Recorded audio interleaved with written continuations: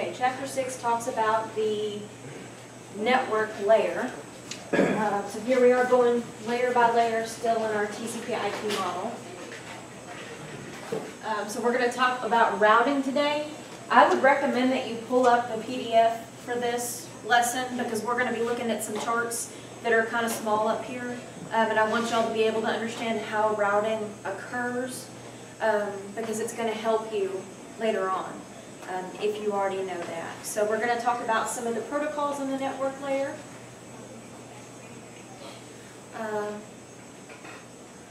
So let's talk about the purpose first of the network layer. So the network layer is part of end-to-end transport. So when I think of the network layer, the first thing I think of is addressing. The network layer is responsible for providing IP addressing. So we talked about how if we're going to use a local LAN segment, we can talk in MAC addresses, but if we're going to go outside of that local LAN, we have to talk in IP addresses. So it encapsulates packets that come down from the transport layer, right, which is layer 4. It wraps those packets up. It's de-encapsulating things that come from the data link layer and stripping that part of the packet off. And it also works to route packets to other networks. So here's what that looks like. The two protocols we use in the network layer are IPv4 and IPv6. They're used together a lot of times, and we'll talk about the differences between those. So this is what it looks like to create the transport layer PDU. So the protocol data unit at the transport layer is the segment. So here we are, we have data, we have the segment header that lets you know how many pieces are within that transmission, right? There's 1 of 3, 2 of 3, 3 of 3, as we've talked about before. So when you're adding, when you're encapsulating with the network layer as we're going down the OSI model, we're taking what is the part of the segment layer, we're adding it, we're putting it down into the next layer, we're adding the IP information to it. So here's all the chunks of the packet, and then here's the way that we're going to add addressing so it can get where it needs to go. Some characteristics of IP. So IP is a very lightweight protocol. It was designed to have low overhead because it's delivering a packet from the source to the destination.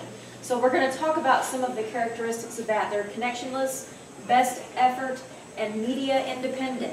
So with IP connections, they make a really good analogy. It's kind of like sending a letter in the mail. So when you send a letter, you go put it in a mailbox on a street corner, or you put it in your mailbox at home and put the flag up. Whichever way you deliver a piece of mail, the process is still exactly the same. So you send a letter, the letter goes to a mail truck, it goes to a distribution center, and then they bring it back to the mailbox, it goes to the destination. And it ends up, hopefully, in the hands of the person that it was sent for. The sender of that letter has no idea if the receiver is still present at that address. They don't know. They don't know if the letter arrived, especially if it's just a plain letter where it's not registered or anything.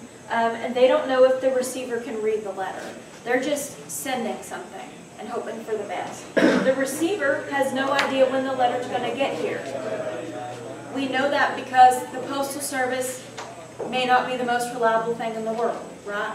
Generally, if we want to know when something is reliably going to happen, we do some sort of signature required, or we take some other protocol. We use some other protocol to determine those things. IP itself doesn't control any of that. It has to rely on the other layers to do it. So much in the same way, if we're talking between a computer and a series of routers to get to another computer, we still don't know if the receiver is present over on the other end. We don't know if the packet arrived. We don't know if the receiver can read the packet. They know what the packet is. And the receiver really doesn't know when that packet is coming. So that's part of what makes it a connectionless protocol. IP also has what's called the best effort delivery. So it's going to do its best to get that packet to the destination. There's no guarantee when that packet's going to get there because it's an unreliable protocol. If something goes wrong, the higher layers are the ones, again, that are going to have to work that out. They're going to have to figure something else out. So the packets get routed through the network quickly, but some of them may get lost in transit for lots of different reasons. Maybe there's congestion on the network, there's just too much stuff going through, and they can't deliver all the packets the way that they would like to. So that's another characteristic of the Internet Protocol, or IP. The other thing is that it's media independent. It doesn't care whether you have a wired Ethernet, a serial, an optical fiber, a copper Ethernet, or a wireless connection. Any one of those things can use IP. So it doesn't care what kind of media it's sending the data on, as long as there's some sort of media to send the data on. So IP is media independent. So if it didn't have some media to sit on, it won't send? It won't send. It'll stop right there because it doesn't have anything to transfer with. Exactly. So the IPv4 packet header, there's lots of information on this slide. You need to kind of have an idea of what these things are called. Down here is where the data is. So before we even get to the data in the packet, we have all these other things that are part of that packet that get sent out. So we have what version of IPv4? We have, is there some sort of priority to this packet? What's the length of the packet? What protocol does it use? What's the time to live? The time to live is interesting because every time a packet goes through a router, we call it a hop. So you have a time to live, which is basically how many routers can this go through before we give up and determine that this is not really getting to the place that it's going to go. If we didn't have that field, we would have packets bouncing around all over the place that would never actually get to their destination, and it would make our networks work pretty crappy. So that is something to mention. When that goes down to 0, the packet gets dropped. What protocol is in use? The source IP address and the destination IP address. These are all part of the things that get transported with every single piece of data that moves over an IP network. So there's a lot there. Now, IPv4 is great, but it has some limitations. The main limitation is that there weren't that many IP addresses to be had for IPv4. So if you look at it, how many bits are in an IP address, IPv4 address? No.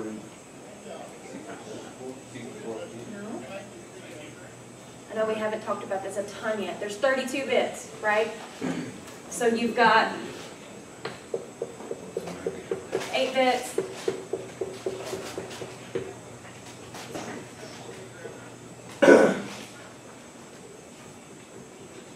Right? So 0 to 255 is 8 bits. We'll talk more about this next week. So that gives us a 32-bit address. So if I want to know how many possible combinations of IP addresses there are, I would say there's 2 because I have one option, or I have 2 options in each bit, right? A 0 or a 1. So it's 2 to the 32nd. Okay? So 2 to the 32nd is about 4 billion-ish addresses, which sounds like a lot, but when you stop and think about just you, how many devices do you have that get on the internet? And you probably have maybe 5 or 6. So you can see how if everybody did that, and we're talking globally, this isn't just the US, this is everywhere in the world. This is really highly populated countries that they've run out of addresses.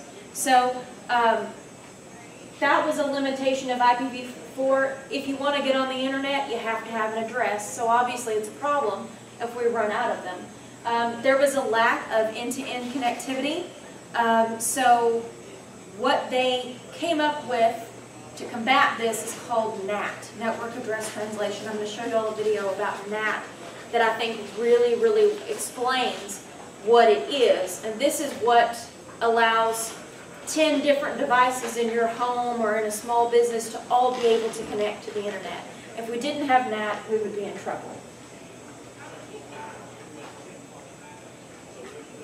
In this video, I'll talk about network address translation. But first, let's hear a bit of where do these little baby IP addresses come from anyways? Back in the late 70s, a couple of clever researchers were thinking about how long IP addresses should be. Why is this important? You have to consider that in every data packet, we have to encode the sender IP and the receiver IP.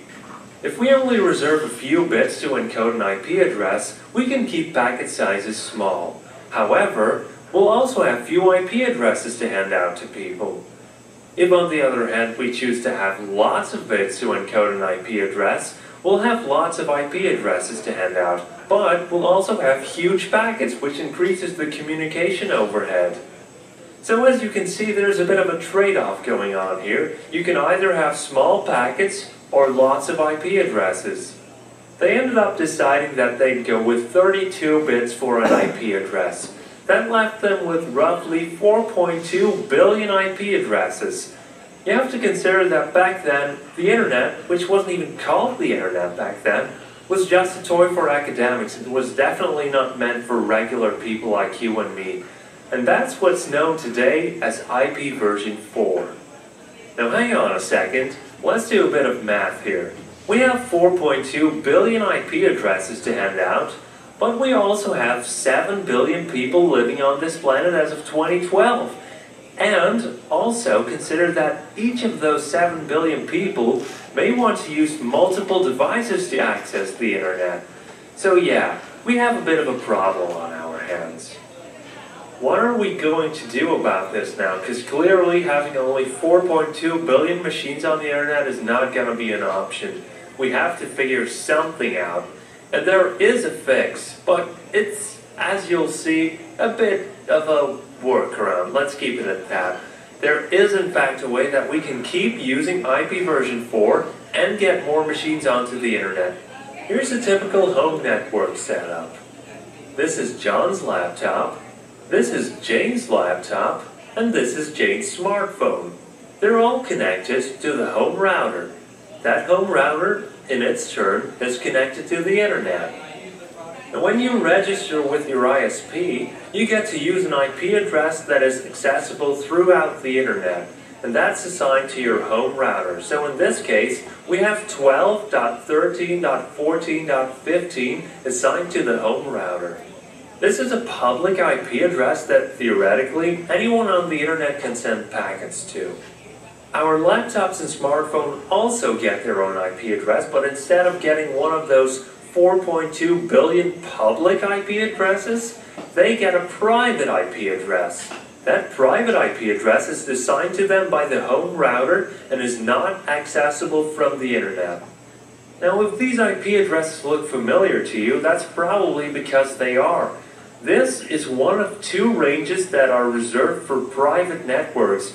All addresses starting with 192.168 are reserved for private networks, as well as all addresses that start with the number 10.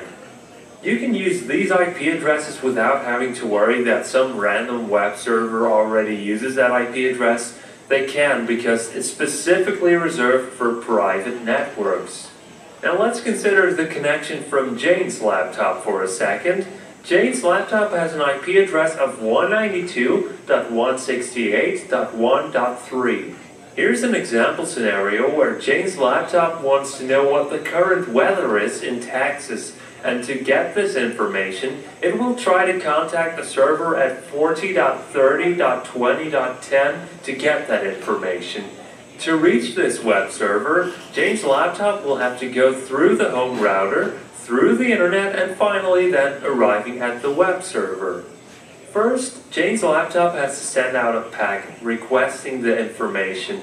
It says, "What's the current temperature in San Antonio, Texas?" Now, the message here isn't really important. The web server should know what to do with that, and we won't get into that right now. But what you should know is that there is a source IP address here with a source port, and a destination IP address with a destination port. In this case, it's port 80, which is frequently used for HTTP traffic. Now let's send this package on its way, shall we? When it arrives at the web server will process the incoming request and try to formulate a reply. The reply packet will be addressed to the sender, but in this case, because it was sent from 192.168.1.3, it will not be reachable because it's a private IP address. So what do we do now? Let's rewind that tape for just a second. Jane's laptop sends out a packet requesting the current temperature in San Antonio, Texas. It gets sent along to the home router, but instead of sending it right over the internet, the home router does something that's a little bit sneaky. When that packet re-emerges, you'll notice that the source IP address has been changed. This is not the only thing that the home router does. In addition, it also creates an entry in the NAT forwarding table. Now we'll talk about the NAT forwarding table again in just a second, but for now, all you have to remember is that this thing allows us to know which packets are to be sent to Jane's laptop when they come in, and which packets are to be sent to that smartphone or John's laptop. Moving right along, the packet travels over the internet and arrives at the web server. The web server will now create a reply packet and will notice that the destination IP address is no longer private. No, instead, it's sent to the public IP address of our home router on that specific port.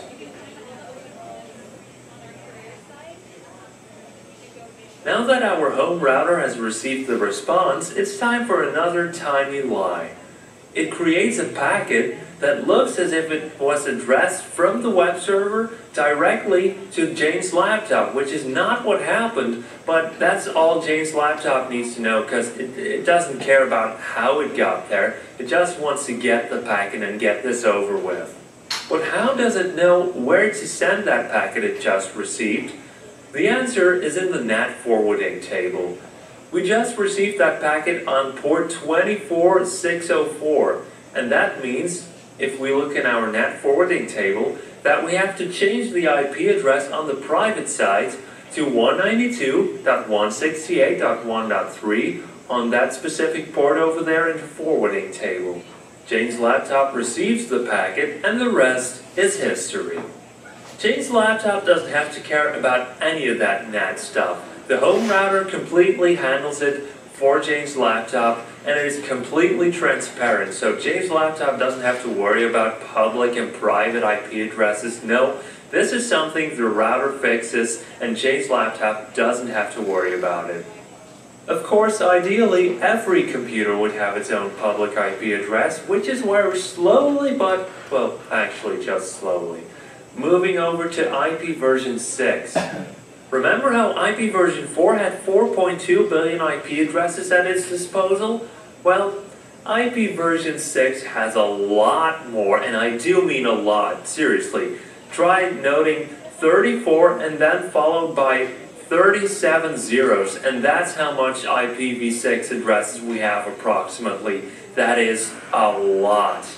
If we can give every computer its own public IP address, we won't be needing network address translation anymore. This means that routers can once again focus on their core business, which is routing packets, not doing awkward switcheroo tricks.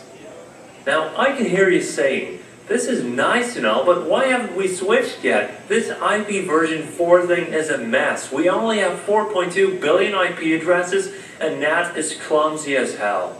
Well, it's not that simple. We have a lot of internet infrastructure that was built up over the years, and they all work with IP version 4. So we have laptops, desktops, home routers, but also stuff on the ISP side and web servers, and they all work with IP version 4.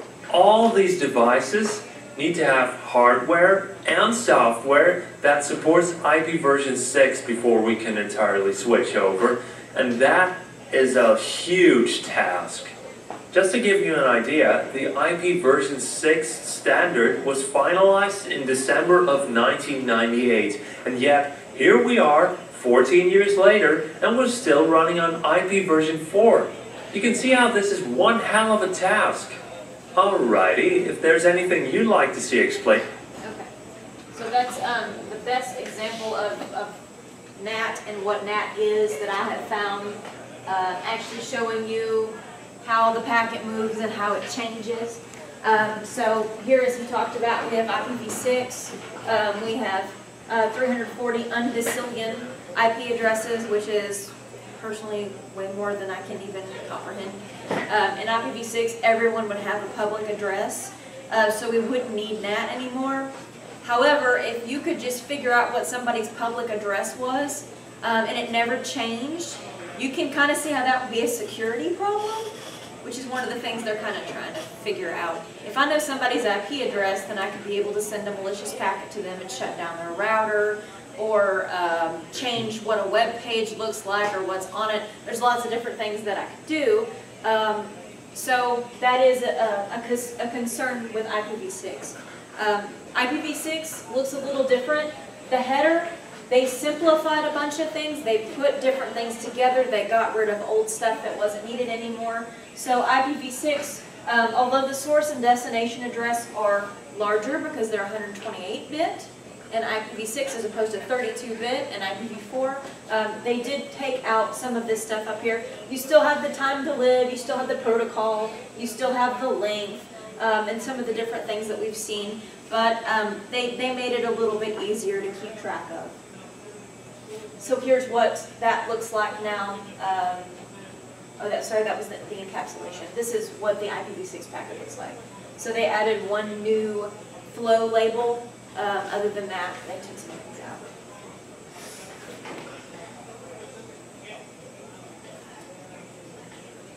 Okay, and that's a little bit more about each one of these things and what they do, but I'll let y'all read on those. Let's talk about the routing process and how this stuff actually works. If you're going to send a packet, you've got one of three destinations. A computer sends a packet, and it can send that packet to itself. We call that a loopback test. So you can ping 127.0.0.1, and you're essentially making a packet and sending it to yourself to ensure that your computer can send and receive packets. So that's the way that it sends it to itself. It can send it to a local host, which is somebody on the local network, or the remote host. When I think of the word remote, I think of it's not sitting in front of me. So when you're remoting into a computer, that computer's not the one in front of you, it's one on a different network. So we can go to a remote host. The default gateway and the router are the same thing. You're going to hear those used interchangeably throughout your time here and in the field. So we use the default gateway to route traffic to other networks. We have a local IP address in the same range as everybody else on the network that we give that router.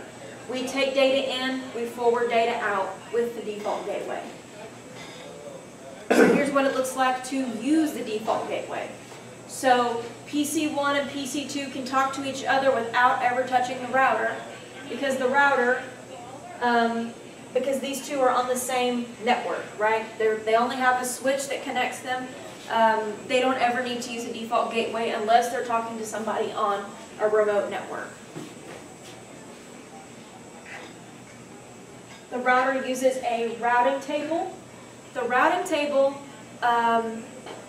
shows all the routes that your router knows and how far away it is. So we call that the metric. So it gives it a rating, which we'll talk about in just a second. But if you were to pull up command prompt on your PC and say netstat space -r, you would get the routing table for the NIC on your computer.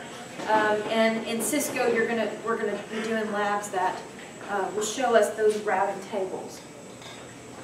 So when it goes to try to forward and make decisions, it's going to look at that routing table. So if you have a directly connected route, that means the route is actually connected to an interface. For example, router 1 in its routing table has a direct connection to router 2 because it literally has a cable between it, right? Remote routes are the people that are outside. They're on a different network, okay? So that will be manually configured either by the network administrator when they're programming the router, or perhaps dynamically found out as packets get sent and this stuff kind of starts filling into the routing table and it starts to understand what it's supposed to do to make packets go from the source to the destination. Then there's the default route. So this is the last resort. look, we looked at the routing table, we don't have any idea. So we're going to send things out the default route. So it's normally just the default gateway that gets them outside. So if a computer connected to this switch tries to talk to someone over here, but it hasn't learned that route yet, it will often send it out the default route, which we'll be doing some of that in our labs. The routing table looks like this. If you are on a router, you're working in a router on Packet Tracer, if you type the command show space IP space route, you will see the routing table for that router. Right, so this is showing us the routing table for that. It's also going to show how the route was learned and how trustworthy that link is. So it will give some sort of assignment to that. So you can look at this routing table and say, if router, let's see, if PC1 wants to talk to something over here on router 2, how is it actually going to get there? Well, first it's going to go through this switch, then it's going to hit that router, then that router. So that shows you kind of how that would work out. When you look at the routing table and you see things that are directly connected, there's going to be kind of a legend down here that shows you how that happens. So something that's labeled C means it's directly connected, C for connected. L means it's a local interface of the router. There might be an outgoing interface. If you want to leave, use this way to leave. The same thing, if you want to leave this room, you use the door. If you want to leave this network, you need to use gigabit Ethernet 00, which is right here. So if you're here and you want to get outside of this local subnet, the router has an interface that shows you how to get there. So from R1 to 10.1.1.0, this is the routing table entry that gets you there. So you're going from here to here. This is the way you get there. You go through via right here. Oh, did it again. And that is this interface right here that's connected to the router. So you can see it's a .226. This is a .226. So if you want to get from there to there, you go through that interface on the router. And if you'll notice, you've got two switches connected over here. They both have their own interface to the router too. So it's not like you're going to assign an address to the router and that's it. Sometimes there's more than one. And it tells you how to get there at the end, get there through the serial connection. That red line like that, the lightning bolt is the WAN connection. The red line that kind of looks like a Z is your serial connection. The administrative distance, you can see here, right here, the magenta colored 90 is the trustworthiness of the route. So there's, and we'll talk more about this in Net Plus, there's different ratings for the routes from 0 to 255. 0 is the most reliable, 255 is, we got no idea where this thing is. Just forward it out the default route and hope for the best. So something that's a 90 is going to be a fairly reliable route, but we'll get more into that later on. The next hop address, let's assume that either PC1 or PC2 has been sent a packet that was destined for something on their network. This is the routing table for R1 here. So how do we determine how it's going to get there? So we're sending PC1 or PC2 has sent something, which they're here, that's supposed to go here. At what point here do we see the thing that's going to get it there?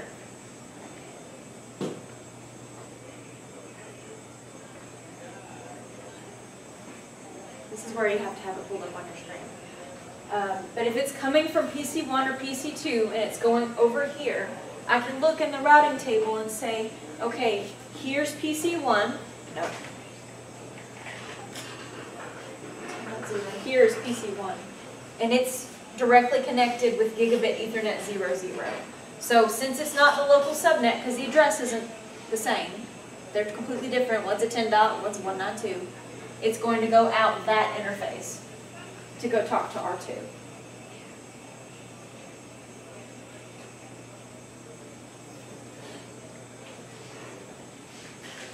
Okay, let's talk about the actual physical routing machine, so to speak. So here's what routers need. They need a CPU, they need something to process, and they need an operating system. So the operating system's not like Windows or something we're used to, but what you've been entering the commands into, that is the operating system. So it needs memory, it's got several different kinds of memory, and that iOS is what we've been using. Looking at the router memory, we've got the running configuration, which is what you're making changes to. That has to be stored in memory. It stores the routing table. It stores the ARP cache that we talked about in the last chapter. It also handles some packet buffering when a lot of packets come through and it has to figure things out. The ROM, the read-only memory, stores boot up information, the power on self-test, which is basically a technical test to make sure that everything's in operation so it can boot up and work properly, and then possibly a backup version of the iOS.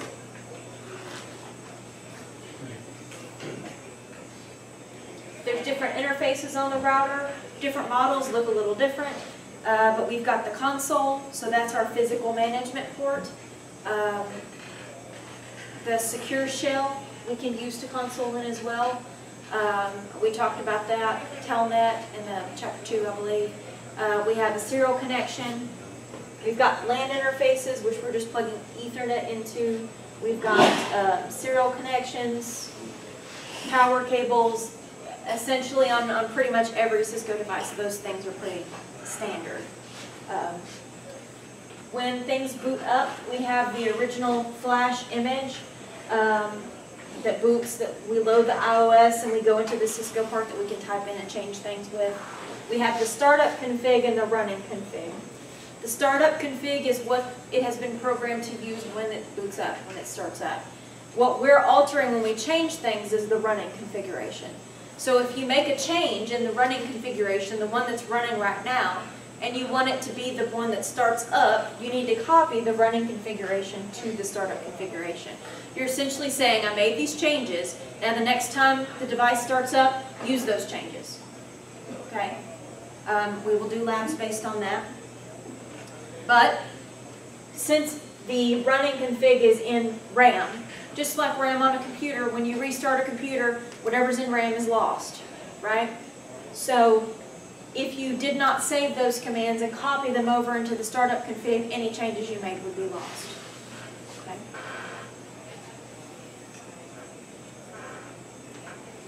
Okay, let's watch a little video about what happens when a router boots up.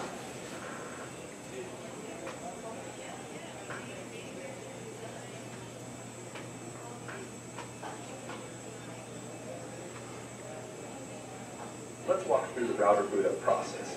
As you can see, I have a console connection using Terraterm to a Cisco router. There are 3 major phases.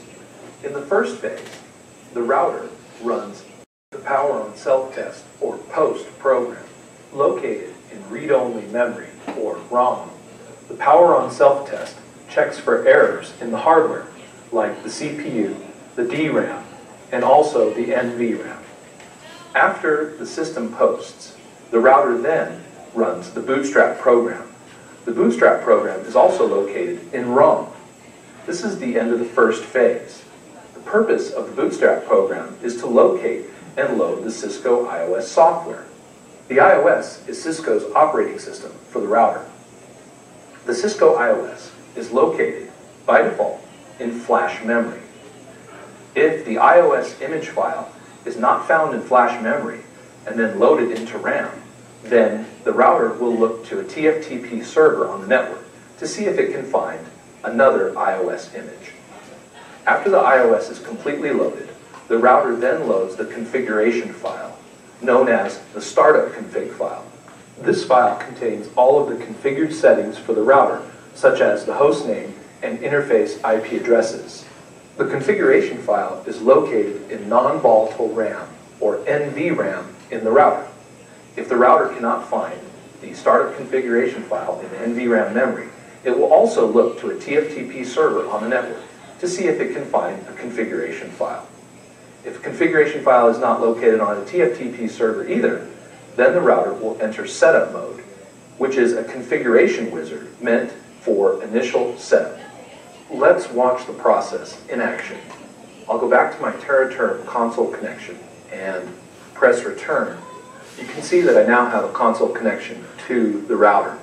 I'll type enable to get to privileged user mode, and then type reload. This will reboot the router, and we can watch the boot up process in action.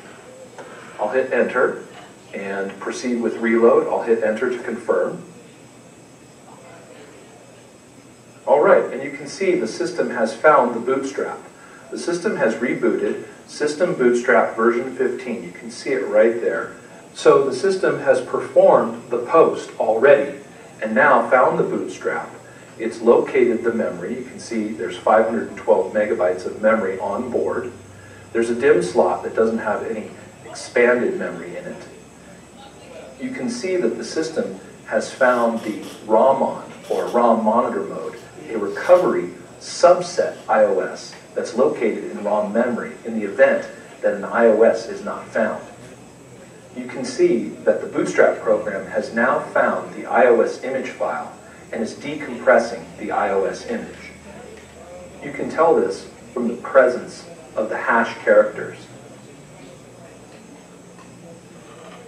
It's finishing the boot up process. It now recognizes that we are running the Cisco iOS software version 15.2, sub-release 3. At the bottom here, you can see that the memory, the flash memory on the router has been recognized, and now the configuration is being loaded. Now with this router, I've configured one interface, and that is the gigabit 00 interface. So if we look here, I'll scroll up slightly, you can see that the interface gigabit Ethernet 00 has changed its state to up. That's because I've configured it. So we know at this point that the configuration has been loaded. And that's what we see from the output from the router here. At the end now, the router is finished booting, and I can press enter.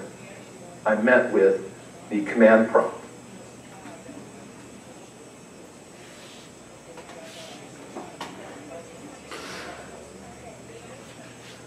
Another thing that's introduced in this chapter is the different show commands. We talked about show IP route previously. So this is the show version. So if you are in the router configuration and you type in show version, you're seeing what version of the Cisco iOS software is loaded onto the router. So just like any other firmware for anything else, that is something that can be updated and should be updated. So you can see kind of what he was just going through, the output that comes out when you enter that show version command. And there's a little bit more showing you some more information about the configuration. Now, the actual configuring of a Cisco router. When I get done with this, I'll show you all that I put up some stuff yesterday that Lane actually found as far as the different commands that you're going to be using throughout this course. You absolutely need to have a sheet where you write down all the Cisco iOS commands and what they do. So we found some help for you for that, but this is a prime example. So when we're configuring a switch, this is some of the stuff that we've already done. The banner, message of the day, saving the configuration, configuring the switch virtual interface, securing lines and putting passwords on things. So similarly, you have your basic switch configurations and you have your router configurations. Now, in a lot of ways, they're the same, but you're going to have some different commands on a router that you wouldn't necessarily have on a switch, because a router probably needs more information about IP addresses than a switch does. So a lot of these commands are the same, but when you hit a packet tracer that talks about configuring initial settings on a router, this is what it expects. So it may not spell out set this password, encrypt all passwords, but it's probably going to require that. Now when we get to the end of the course for the final exam, I'm going to make you do a packet tracer as half of your final exam, and you're going to have to configure all these things for the router and all those other commands on the switches, okay, during the class period. So you need to be practicing them now so that you know what to do. And wherever your sheet is, you need to be writing down those commands. I do not expect you to be able to recall those immediately at this level, okay? I want you making a list. So we can configure router interfaces. We can give them a type, a number, we can give them a description, which is a really good thing. If you're in a building of this size, you probably want a description typed in for what this is connected to or what this is used for. It's a good time to get into documentation at this point because it means everything. You're going to give it an address, you're going to give the subnet mask, and then you're going to use the no shutdown. So you're configuring this a lot of the same ways that you did the switch. But if you want to be able to reach other routers, you have to tell the routers how to get to them. And that's what we're going to be doing here. So, if you want to verify the configuration of your interfaces, another show command you use is show IP route, which is going to tell you all the different interfaces that are connected and how they're connected, which is what we'd seen a little bit ago when we looked at those tables. So we have show interfaces, that's all the interfaces on the device. Then show IP interfaces shows you more information about the IP addresses. How was the connection made? Is the connection live or not? Whether it's up, and then how that's connected. So the gigabit Ethernet 00, which is here, has this IP address, and it is a connection that's up and working. So using that show IP interface brief gives you a little information. Show IP interface gives you pages and pages of information. So depending on what you're looking for, that's the command you would use to get it. So in this instance, we're pinging a local host. So when we ping from PC1 to PC2 to test for connectivity, since it's local, it's connected to the same switch, it's on the same LAN segment, the ping only goes through this area right here. Okay? When we're pinging on a remote host, we're going to PC4 from PC1, so they're not on the same LAN segment, so we're going to have to go through the router, which tells me that if anything here is broken, that ping won't work, right? Here it's easy because it's only got one thing to go through, but the more devices you have to go through to get there, the more you have to check your connections to make sure that they've been configured properly so that the ping works, right?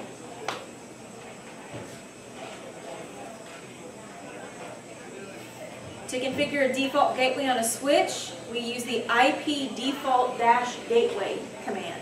And then we set up the address for that. You will be seeing that. So that's telling the switch, if I'm going off the local LAN interface, I need to use gigabit 00, and here's the way that I go get gigabit 00.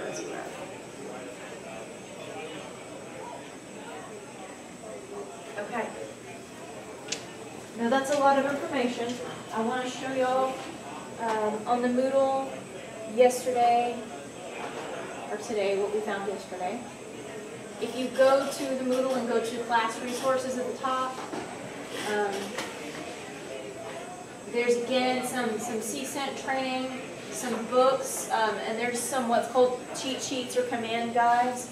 And if you open one of those, you'll see a lot of the commands that we're talking about, the different modes, how to configure passwords, consoles, banners, switches, all the different commands that we've done so far. Again, I'm not going to let you use that on a test, but if you want to write it down in a notebook or something and use it as part of your handwritten notes, that's fine with me. So I would recommend that y'all have one of those going before we take the next test. And they start asking you which command would you use to do such and such, so that you have notes for that.